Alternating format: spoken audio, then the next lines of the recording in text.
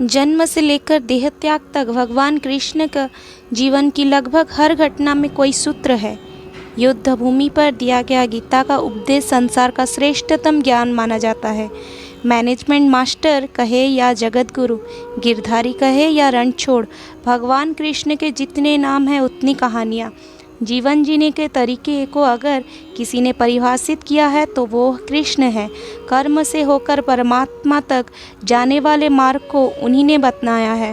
संसार से वैराग्य को सिरे से नकारा, कर्म का कोई विकल्प नहीं है, ये सिद्ध किया है। कृष्ण कहते हैं, मैं हर हाल में आता हूँ, जब पाप और अत्याचार का अंधकार होता है तब भी, जब प्रेम और व्यक्ति का उजाला होता है तब भी। दोनों ही परिस्थिति में मेरा आना निश्चित है। वैसे तो कृष्ण का संपूर्ण जीवन ही एक प्रबंधन की किताब है, जिसे सैकड़ों हजारों बार कहा सुना जा चुका है। कुरुक्षेत्र में दो सेनाओं के बीच खड़े होकर भारी तनाव के समय कृष्ण ने अर्जुन को जो ज्ञान दिया वो दुनिया का श्रेष्ठतम ज्ञान है। गीता का जन्म युद्ध के मैदान में दो सेनाओं के बीच हुआ। जीवन की श्रेष्ठतम बातें भारी तनाव और दबाव में ही होती है। अगर आप दिमाग को शांत और मन को स्थिर रखने की कोशिश करें तो सबसे बुरी परिस्थितियों में भी आप अपने लिए कुछ भी बेहतरीन निकाल पाएंगे। ये कृष्ण सिखाते हैं। गीता पढ़ने से पहले अगर इसी बात को समझ लिया जाए तो गीता पढ़ना सफल हुआ। कृष्ण का जीवन ऐसे ही बातों से भरा पड़ा है। ज़रूरत है नज़रिए की। उनका जीवन आपके लिए माइथोलॉजी का एक हिस्सा मात्र भी हो सकता है और आपका पूरा जीवन बदल कर रख देने वाला ज्ञान भी। आवश्यकता हमारी है, हम उनके जीवन से क्या लेना चाहते हैं।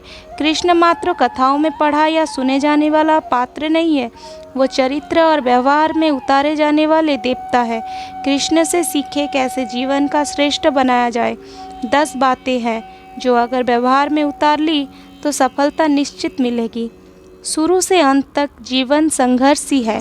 कारागृह में जन्म कृष्ण पैदा होते ही रात में यमुना पार गोकुल ले जाया गया। तीसरे दिन पूतना मारने आ गई। यहाँ से शुरू हुआ संघर्ष, देह त्यागने से पहले द्वारिका डूबने तक रहा। कृष्ण का जीवन कहता है, आप कोई भी हो, संसार में आए हो तो संघर्ष हमेशा रहेगा।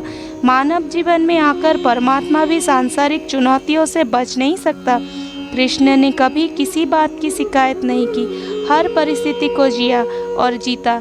कृष्ण कहते हैं, परिस्थितियों से भागो मत, उसको सामना डट से खड़े होकर हो जाए, क्योंकि कर्म करना ही मानव जीवन का पहला कर्तव्य है। हमें कर्मों से ही, परेशानियों से ही जीत सकते हैं। स्वस्थ शरीर से ही विजय है। कृष्ण का बचपन माखन मिश्री खाते हुए गुजरा। आज भी भोग लगता है लेकिन ये संकेत कुछ और है। आहार अच्छा हो, शुद्ध हो, बल देने वाला हो। बचपन में शरीर को अच्छा आहार मिलेगा तो ही इंसान युवा होकर वीर बनेगा। शरीर को स्वस्थ रखना है तो बचपन से ध्यान देने की ज़रूरत होती है। ये पेरेंटिंग के दौर से गुजरते हुए युवाओं के लिए बड़ा मैसेज है। अपने बच्चों को ऐसा खाना दे जो उसको बल दे, सिर्फ स्वाद के लिए ही नहीं ना खिलाए, तभी वे बड़े होकर स्वयं को और समाज को सही दिशा में ले पाएंगे। पढ़ाई किताबी ना हो, रचनात्मक हो। कृष्ण ने अपनी शिक्षा मध्य प्रदेश के उज्जैन में संदीपनी ऋषि के आश्रम में रहकर पूरी की थी। कहा जाता है कि 64 दिन में उन्होंने 64 कलाओं का ज्ञान हासिल कर लिया था। वैदिक ज्ञान के अलावा उन्होंने कलाएं सीखी थी। शिक्षा ऐसी ही होनी चाहिए जो हमारे व्यक्तित्व का रचनात्मक विकास करे। संगीत, नृत्य, युद्ध, साहित्य, 64 कला कृष्ण के व्यक्तित्व का हिस्सा है। बच्चों में कोरा ज्ञान ना भरे, उनकी रचनात्मक को नया आयाम मिले, ऐसी शिक्षा व्यवहार हो।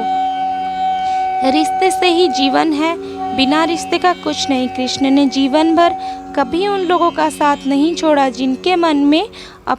जिनको अपने मन से अपना माना। अर्जुन से वो युवावस्था में मिले, ऐसे महाभारत कहती है, लेकिन अर्जुन से उनका रिश्ता हमेशा मन का रहा। सुदामा हो या उद्धव, कृष्ण ने जिसे अपना मान लिया उसका साथ जीवन भर दिया।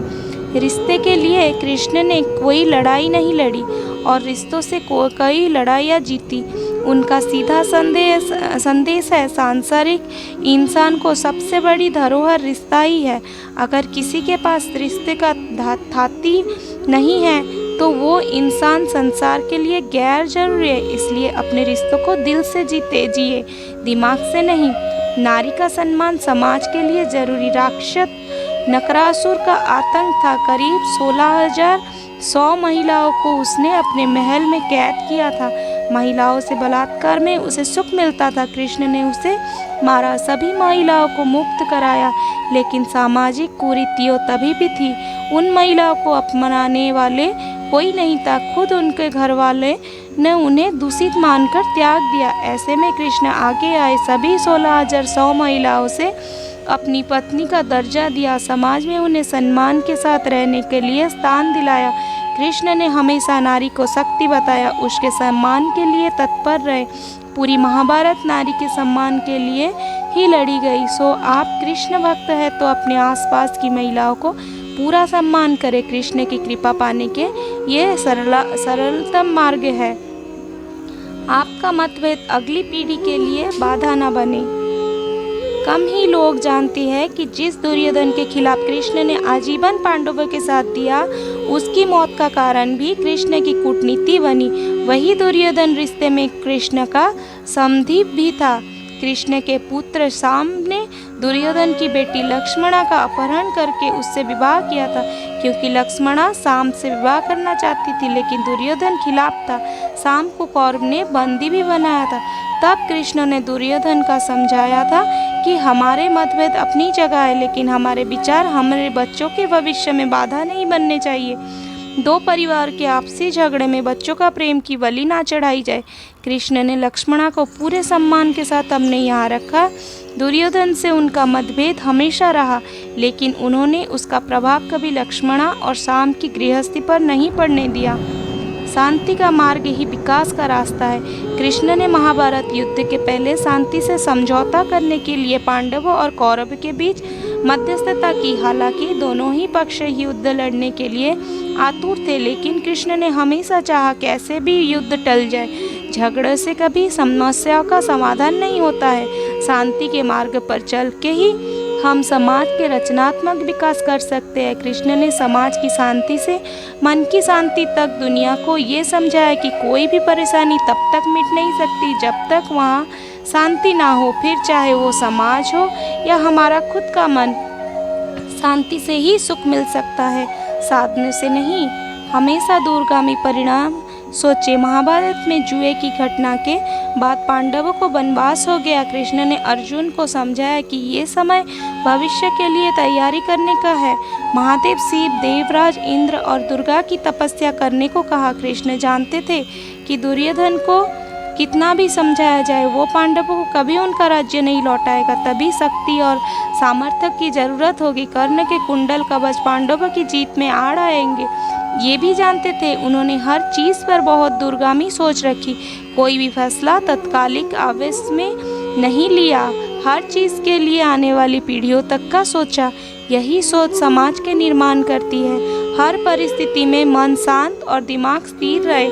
पांडव को राजसूय यज्ञ में शिशुपाल कृष्ण को अपशब्द कहता रहा। छोटा भाई था, लेकिन मर्यादाएं तोड़ दी। पूरी सभा चकित थी, कुछ क्रोधित भी थे, लेकिन कृष्ण शांत थे, मुस्कुरा रहे थे। शांति दूत बनकर गए तो दुर्योधन ने अपमान किया। कृष्ण शांत रहे। अगर हमारा दिमाग स्थिर है, मन शांत है, तभी हम कोई सही निर्णय ले पाएंगे। आवेश में हमेशा हादसे होते हैं, ये कृष्ण सिखाते हैं। विपरीत परिस्थितियों में भी कभी विचलित नहीं होने का गुण कृष्ण में बेहतर कोई नहीं जानता। लीडर बने, श्रेय लेने की होड़ से बचे। कृष्ण ने दुनिया भर की राजाओं को जीता था, जहाँ से ऐसे राज्यों का राज था जो भ्रष्ट थे, जैसे जरासंध, लेकिन कभी किसी राजा का सिंहासन नहीं छीना। कृष्ण के पूरे जीवन में कभी ऐसा नहीं हुआ कि उन्होंने किसी राजा को मारकर उसका शासन खुद लिया हो। जरासंध को मारकर उसके बेटे को राजा बनाया, जो चरित्र का अच्छा था। सभी जगह ऐसे लोग को बैठाया जो धर्म को जानते थे। कभी किंग नहीं बने, हमेशा किंग मेकर की भूमिका में रहे। महाभारत युद्ध में